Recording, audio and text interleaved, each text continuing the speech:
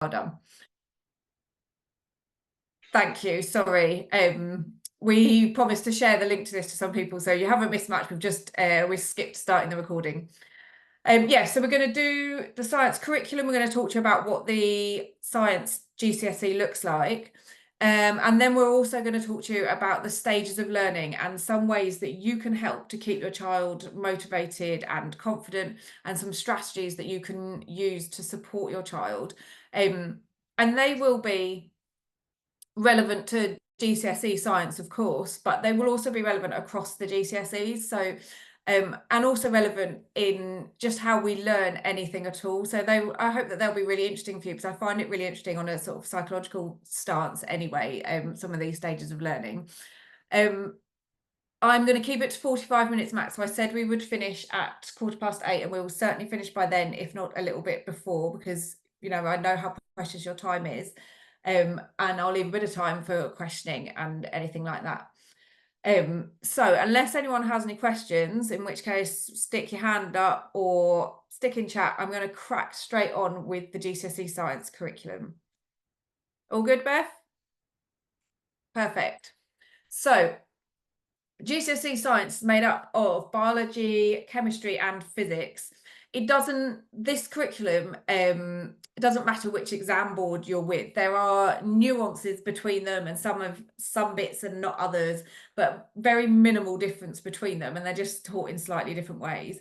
So as a real kind of overview, what's on the screen is the kind of areas that biology covers. So there's a cell biology, there's infection and response, which is kind of how we react to disease.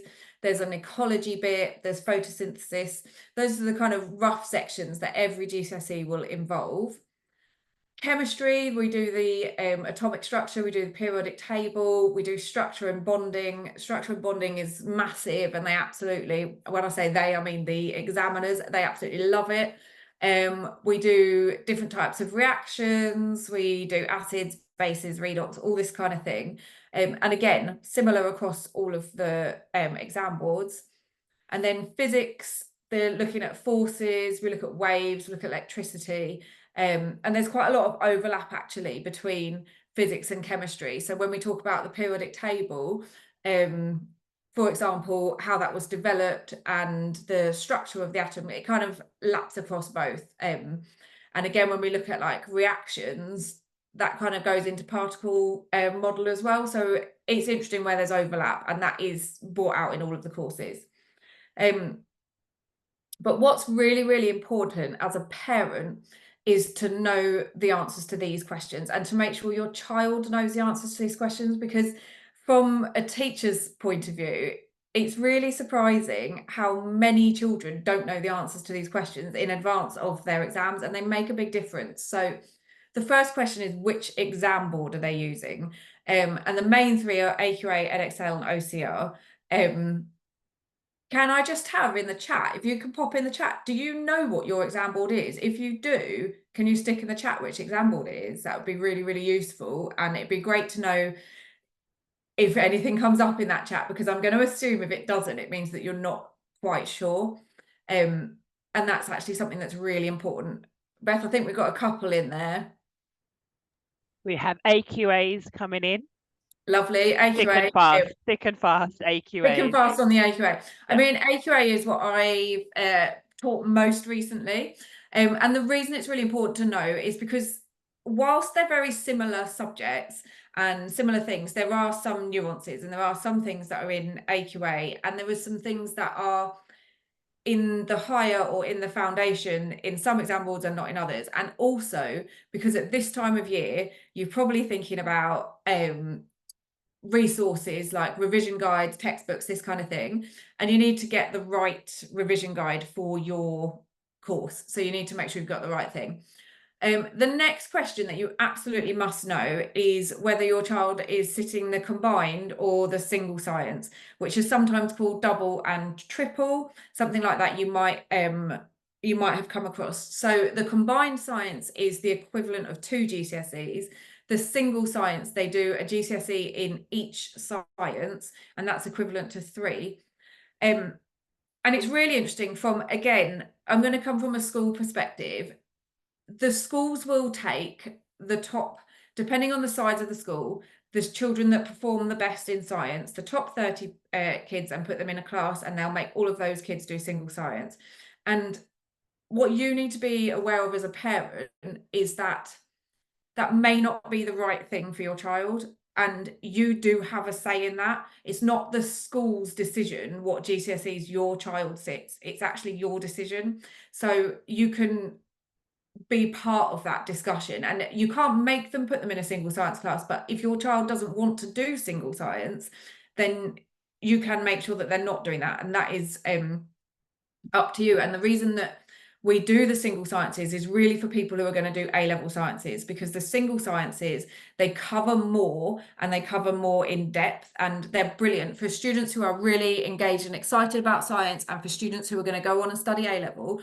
100% they need to be doing the single sciences. But if your child already knows they're not into science, they don't want to do the A-level, but they're clever across the board, and they're going to get the 9s, the school's going to push them into single science, and it is an additional GCSE that they don't necessarily need if they're going to follow a different route. So it's definitely one that as a parent you need to be aware of. And obviously Beth and I as well, if you want to ever chat through and discuss what the options are that your school is putting out there for your kids, we're happy to have a chat with you about that and give you some of our past experiences. So those two things, the exam board, the school sets, there's no question, you just need to know. Combined or single science, you need to know early doors what's happening. Foundation or higher is the tier of entry, so whether they're going to do the foundation tier or whether they're going to do the higher tier. And that actually the school might discuss with you quite early, but it can be changed right up to very near to the exams, so you don't have to massively worry about it. If you want to change nearer the time, if you find that your child improves over time and you think actually I want them to do higher, or if they're still gets right to the end near the exam and you're thinking actually maybe foundation is better, you do have a say, and you do have a say right up until the end. We've also got, there's just a picture of a guide there, we've also got a guide, so if anybody wants that, we can send a link to it. It just kind of goes through this again. So in terms of a timeline, throughout, it depends on your school whether you've really started your GCSEs in year 9 or year 10. Again, insider knowledge from schools, Ofsted don't like schools to start their GCSEs in year 9 because the students go through their key stages, and key stage 3 is supposed to be 7, 8 and 9, and key stage 4 is supposed to be 10 and 11. So they don't like schools to start the GCSEs early because it doesn't give them enough time to deliver the key stage 3. So what you often find is that on paper, schools start their GCSEs in year 10. In reality, a lot of the GCSE work starts halfway through year 9 or towards the back end of year 9, getting students ready. So you might find that that's already happened and you're already starting the GCSEs and you didn't even know it.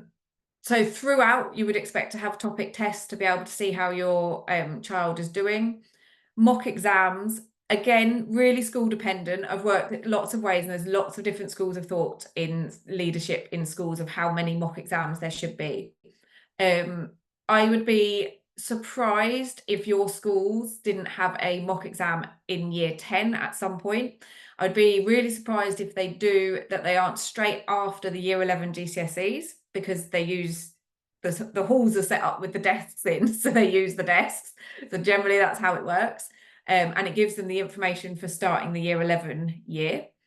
And then it's school dependent again. Some schools will do 2 sets of mocks in year 11, some will do 1, and it just depends where your leadership teams sit on that. But you can certainly expect to have some kind of end of year 10 exam and some kind of mock in year 11. And that mock is a really good one for looking at in terms of the tier of entry for your child and whether they're doing the single or double. If they're doing singles and it's not going so well, do they need to move to the double at that point? It's a really good time to look at where their performance is.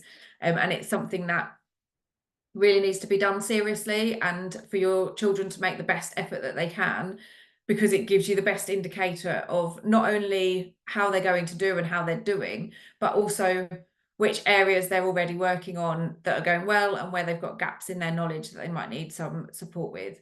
And again, in what Beth and I do at MD Learning, we've often, some of the students that are already with us will send us copies of their mock papers so that we can look at them and give hints and tips as well, but also tailor our tutoring to subjects that, or topics within the mocks that they need to go over. So all of that's really, really good information and data. Okay, so in terms of the actual assessments, you'll have 2 papers per subject. So for biology, chemistry and physics, whether you're doing the double award or the triple award, you still have 2 papers per subject. They're just the triple award, or the single sciences even, is just longer papers, but it's still 2 biology papers, 2 physics papers, 2 chemistry papers. There's a mixture of questions, multiple choice, short answer, longer written responses. I've put on there, those are the 6 markers. So for those of you whose students are coming to our session tomorrow for the afternoon, we've got a big section on that, and a section on the required practical activities too, because that's where there's often shortfalls for the students. To get all of the marks in the 6 marks is challenging for lots of students, and there's a real technique to that. They know how to do it.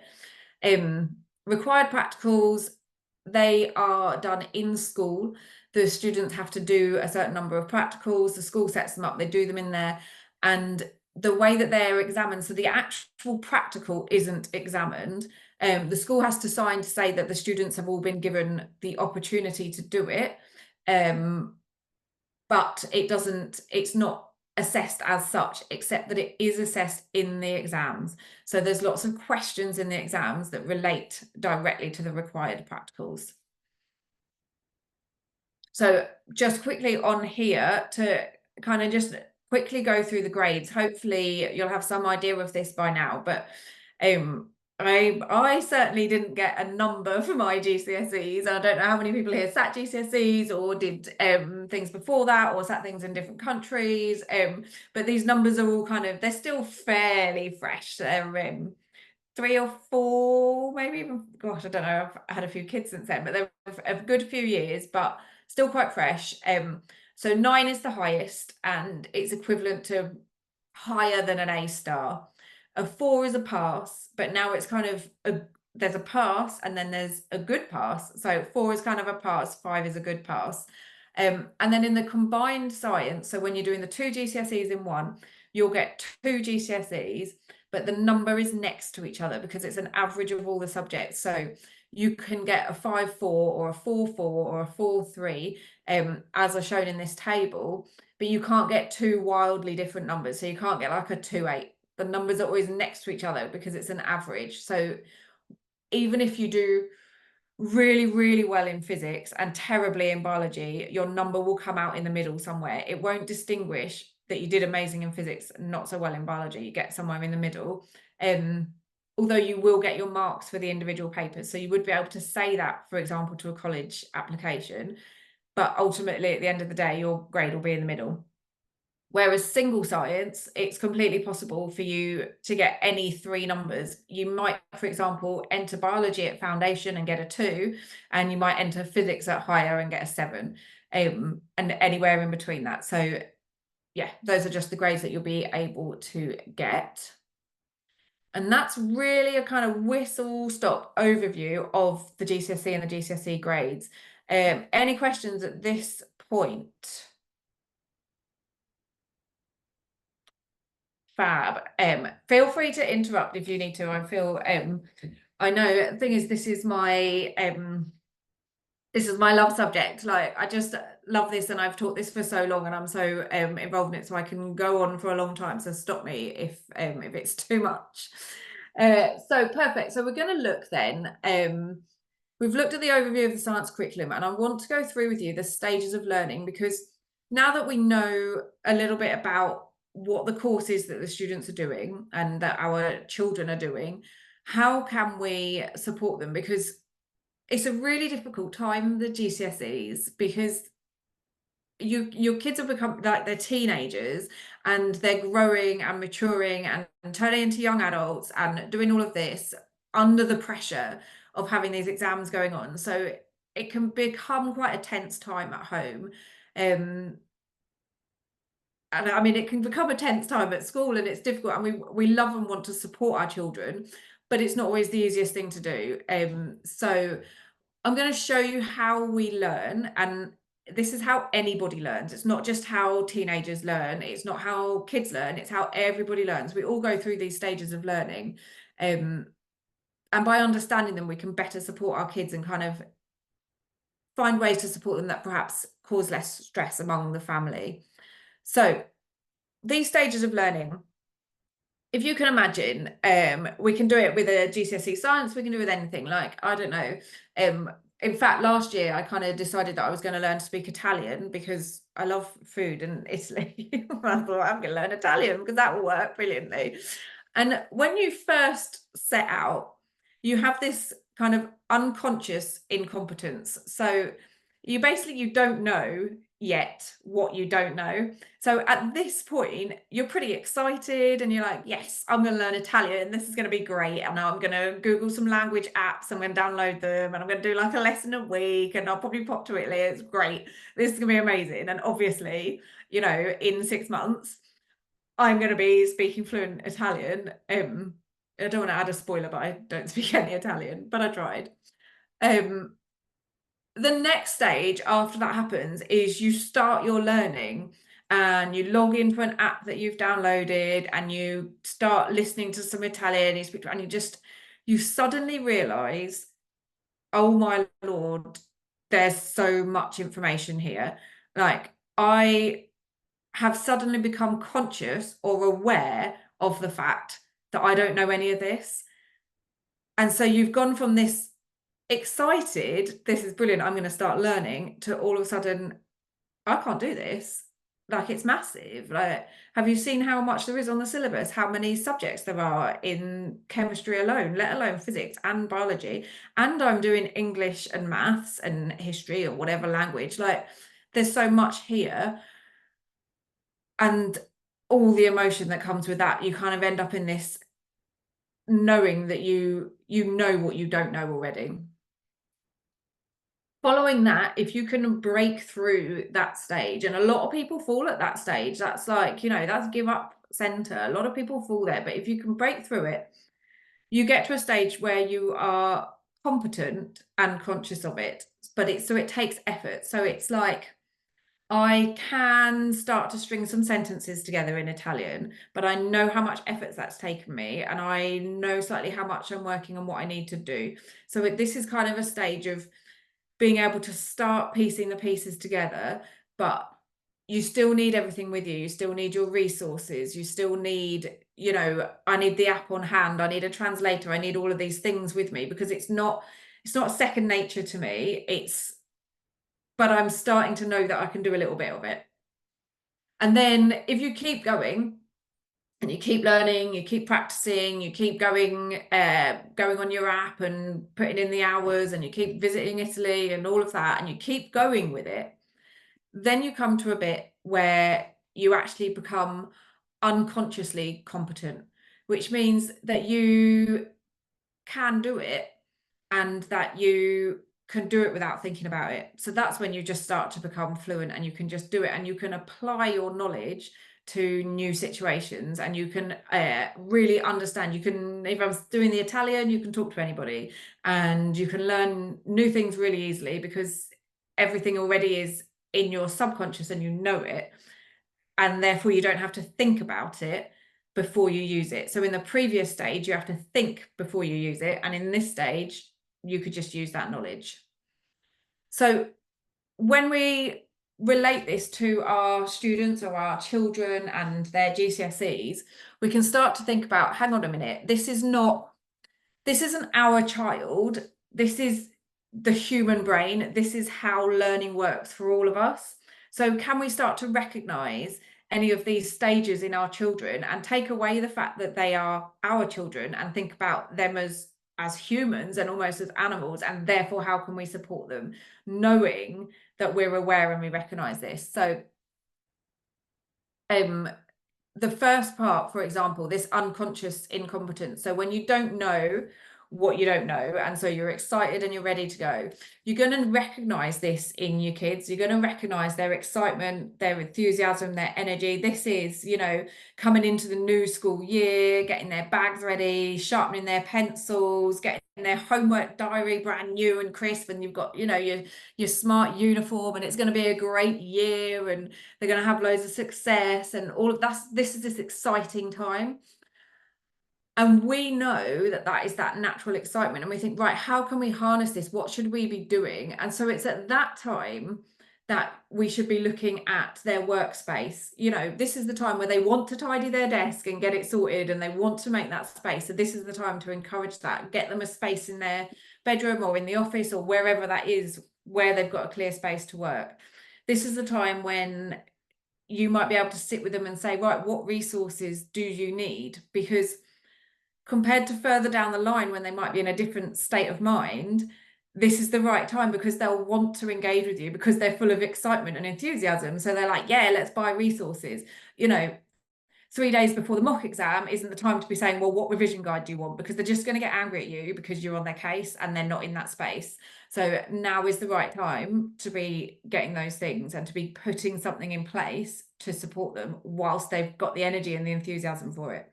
And that ties in with belief. So this is where you know, you're going to believe in them and say, yes, you can do it. And yes, it is exciting. And yes, we know that likely they will have this kind of crash come in, but there's no point, you know, we can talk about that and we can say, this is what's going to happen, but let's roll with this excitement and enthusiasm and keep it going as long as we can.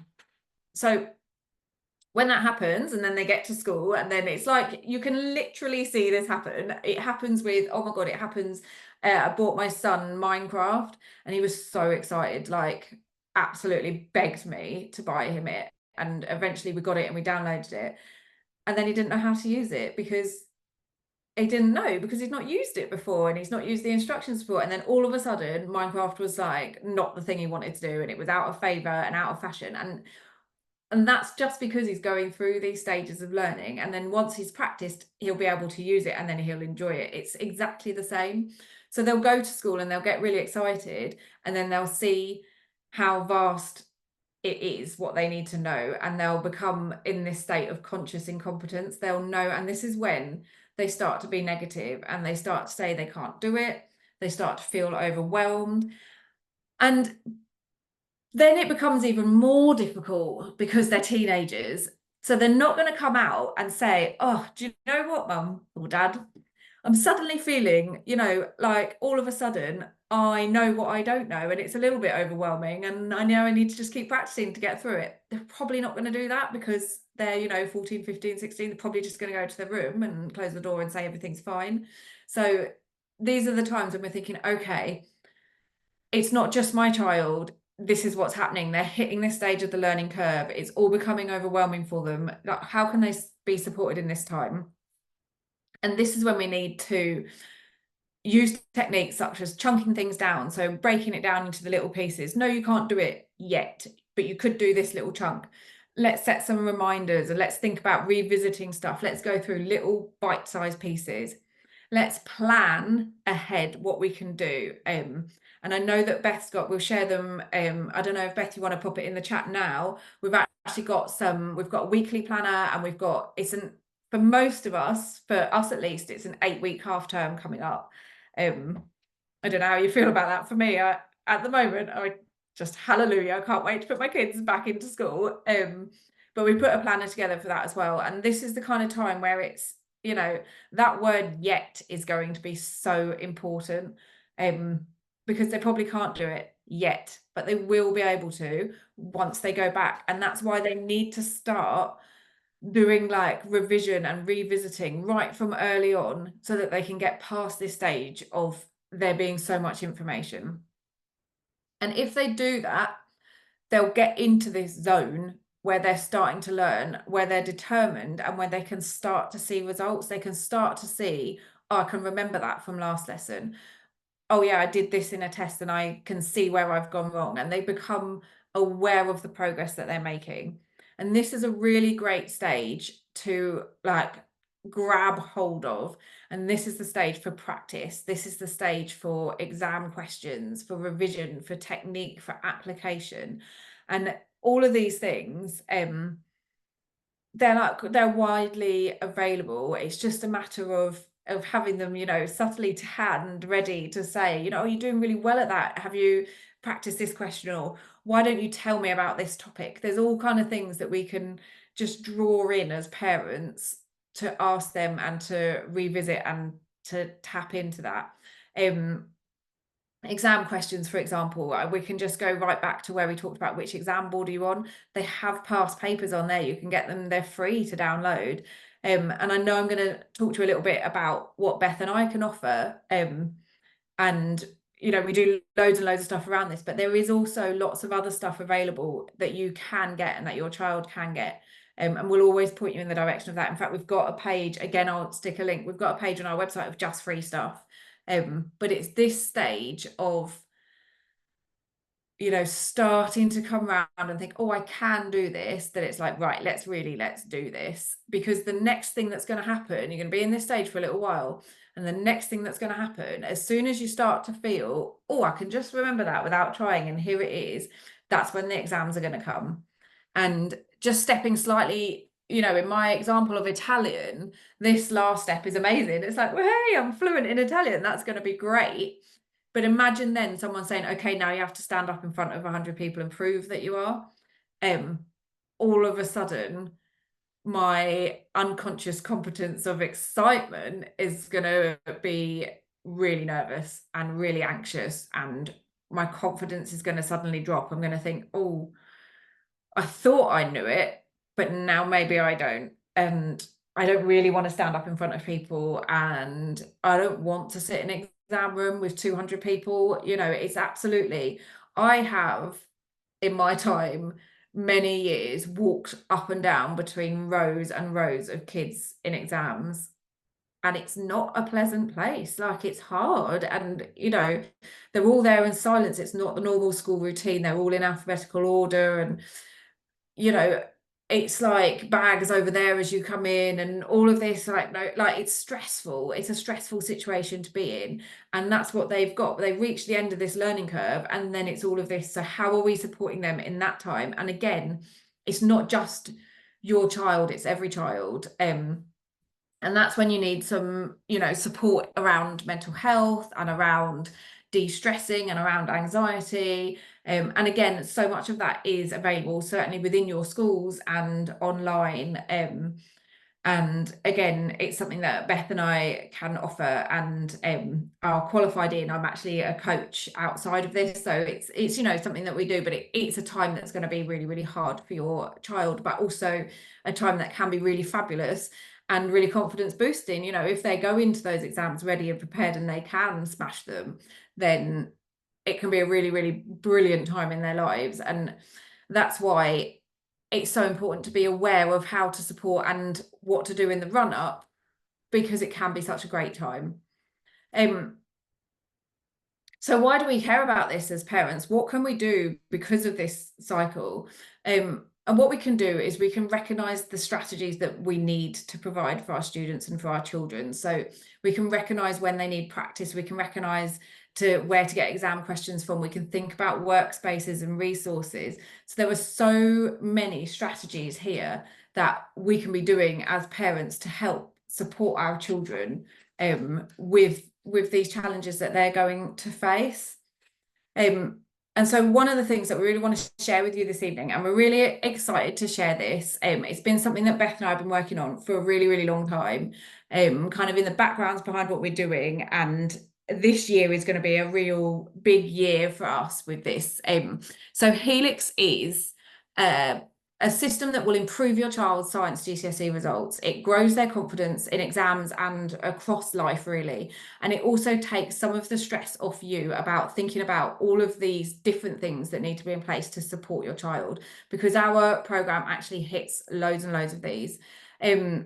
Helix is, I mean, these are all the things that it does. And it's a program that provides tutoring to your students and to your children, but it does it in a community way that means that they're prepared in advance, and it means that they constantly have a community that can help them, and it's there all of the time. So it's not just a, you know, rock up and have tutoring 2 weeks before your exams to try and nail the last bit of knowledge so that you can pass that exam. This is about building knowledge over time. This is about revisiting, and this is about building knowledge that goes into your long-term memory and is therefore readily retrievable in that exam. And this is about building students' confidence so that they can ask questions in class, because there are so many students that don't ask questions when they go into classes, and they say things are okay and that they understand, and then they walk away and they don't understand. So for Beth and I, this is something that's so close to our hearts in terms of building confidence. You know, we're both women who have been through the schooling system, who have been there and not always been able to voice what it is that we need to say, and being in that science sphere is really difficult for students. And so for us, helping students to get those results and then getting them into the places they want to go, so into the medical schools, into the veterinary sciences, and into their science A levels, and seeing students grab hold of science and take that forward is really I mean, I could be on my soapbox for ages, and I know Beth, like, it's just like, we're so passionate about the science for the students, and that they need to do that over time. And that's what Helix provides. So if let me get up on here. So Helix has one-to-one lessons. It has it has one-to-one support in terms of drop-in sessions every week. It has online lessons every week that your child can come to. It has an online community that's available all of the time. So your child, if you join Helix, they log in, and in the community, it runs a bit technology-wise like a Facebook group, where they can post and they can get anything that they want in terms of resources from there. And that helps to build that kind of community feel and the growth in terms of being able to ask questions and share answers and talk to other people and build, you know, learn from each other. Because it only takes, it's just amazing when I'm in teaching a lesson in a class and a child asks a question, and it just, you can see on, you know, half of the class's faces that's the question they wanted to ask, but they didn't dare ask because it, you know, they're worried about asking a stupid question or not knowing. And so building a community over time where it's the same group working together over time helps to overcome those barriers. We also have so much stuff built in, because for us, it's not about, we're not about getting a grade 9. We're about getting the best grade your child can get and growing them in the best way that they can. So we actually have so many connections across the school environment. So for example, we have a career advisor that works with us. She's someone I've worked with for years. She works in local schools and she looks at college applications. So, you know, our students that join Helix, they're not just there for their science GCSE, they're there for that kind of support. They can come and get their college application looked at and get some heads up on that. We do weekly lessons, but we also do you know, sporadic, like in a couple of weeks we're going to have a careers advisor on a Wednesday night come along kind of thing. Similarly, we do parental support things every once in a while where you can come in and speak to. We have so in my, I wear many hats, and one of them is a life coach, and through that I have some connections that are life coaches to teenagers. So they come in and drop in and talk about all different kind of anxiety and mental health with our students and with their parents. We have a parent community as well on Facebook where we put anything, any advice, any resources and anything that you might need in there. And I've put on there, you know, Beth and I have a really long-term experience in science and in education. So, and just to clarify as well, all of the tutoring and all of the resources and everything that's done within Helix is done by Beth and I. We are the tutors that run that, and we are the people that put the resources together. So the people that your kids would be talking to and learning with are myself and Beth. So yeah, the last thing, I guess, I'm looking at the time as well because it's 8 minutes past 8, which is bang on time. What I do want to say is that we are doing, because we are so appreciative of you guys coming to this evening and coming and talking to us, we are doing, so Helix, as you can imagine, we already have some students from last year that will keep rolling in, because Helix works from year 9 through to year 11. So we have some students who have left this year because they've achieved amazing things in their GCSEs. But we have students that roll over, and we keep it small because we don't like to have big groups. We like to have small groups that work together. So we're only opening the doors for a week, and we're opening an extra special bonus for you guys that are in this room.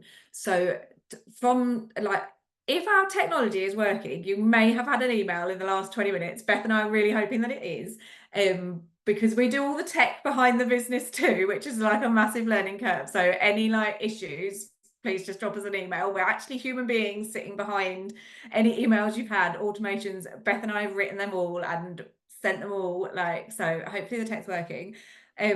But so for you guys that are in the room today, we're doing 25% discount, and that will be for the duration of your membership. So as long as your child stays within Helix, the discount on the monthly membership is there. And we're also doing a free 60-minute session with either Beth or myself for anyone who signs up in these 24 hours. And like I say, it's only 24 hours for you guys at this price, and then it's going to go open to, we have actually got 70 students signed up tomorrow for our session. So we're breaking it down into some smaller groups, and we've got some support because the number is that we weren't anticipating. We're absolutely buzzing how many students are coming. So we've got some support in to help us to deliver that, but we don't have space inside Helix for 70 people to join. So that's why we're just like having to batten down, and we're doing 24 hours and then we're opening for a week, and that will be it, because we don't have capacity at the moment for those big numbers in order to give your students the, you know, the attention they deserve. So yeah, I think, Beth, I've like really rambled those last few minutes to get in. How am I doing for time? Does anybody have any questions? Beth, will you pop the Helix link into the chat? It is there. It is there and ready, just in case our best efforts of technology did not go to plan. The link is there. Nicole, you have done amazing. We have 4 minutes left, so we're more than willing to take any questions that you guys might have. Awesome. Please fire away.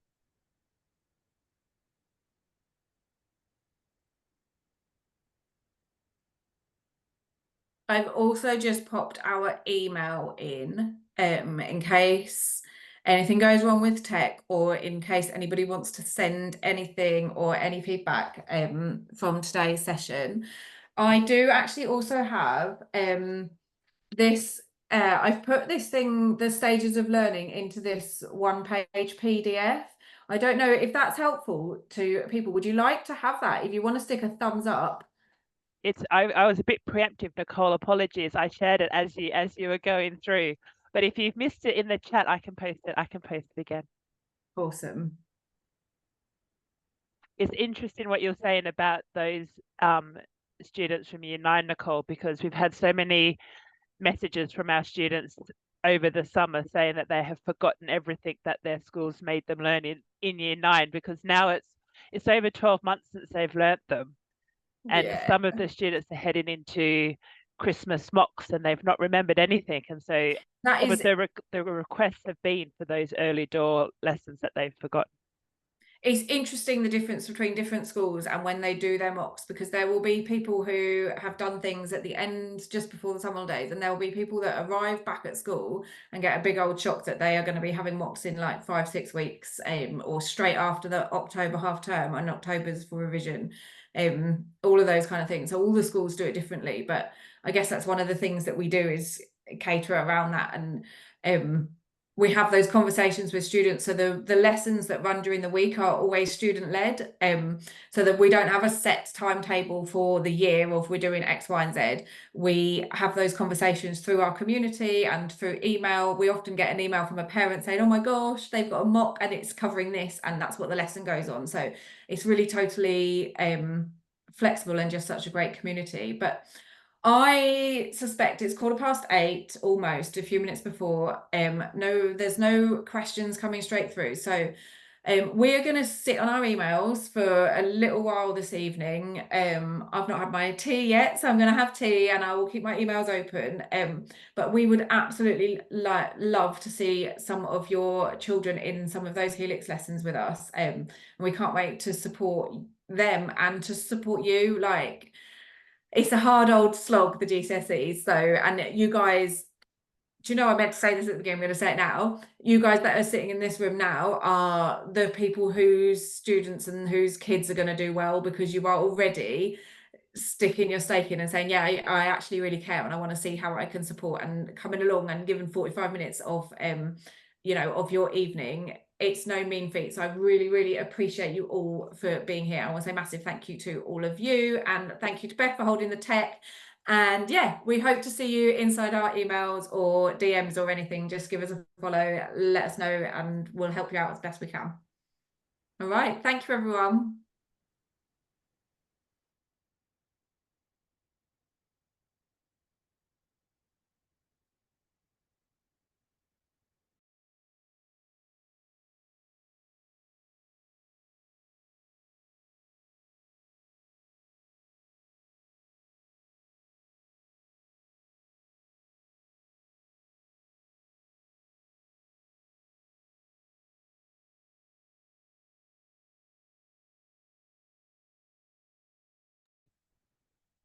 You are more than welcome, Helena. Thank you very much for coming along.